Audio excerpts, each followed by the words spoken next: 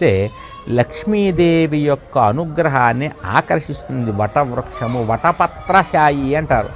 అంటే మర్రి ఆకులో విష్ణుమూర్తి అని గుర్తనమాట. కానీ మన వాళ్ళు రావి ఆకులో వేస్తూ ఉంటారు కృష్ణుడిని. కానీ వటవృక్షము అంటే మర్రి చెట్టు. అందుకని ఆ మర్రి చెట్టు యొక్క ఊడల్ని కనుక తెచ్చి ఇంట్లో పెట్టుకున్నారంటే కనుక లక్ష్మీ అనుగ్రహం కలుగుతుంది. దాంతోపాటుగా మీ దగ్గరలో ఏదైనా మర్రి చెట్టు కనుక ఉంటే ఆ యొక్క మర్రి చెట్టు యొక్క మొదట్లో చిన్న గొయ్యి తవ్వండి. గొయ్యి తవ్వి అన్ని వరి పేలాలు, మనం పాప్కార్న్ మొక్కజొన్న గింజలతో చేస్తే వరి పేలాలు అంటాం. అదే కనుక మనం మొక్కజొన్న గింజలతో చేస్తే పాప్కార్న్ అంటాం కదా. బియ్యపు ధాన్యపు గింజలతో చేస్తే దాన్ని వరి పేలాలు అంటారు. ఒక కాసిన వరి పేలాలని ఒక చిల్లర పైసా తీసుకెళ్ళండి. మర్రి చెట్టు మొదట్లో గొయ్యి తవ్వండి. ఆ గోతిలో చక్కగా ఈ యొక్క పేలాలని చిల్లర పైసా పెట్టేసేయండి.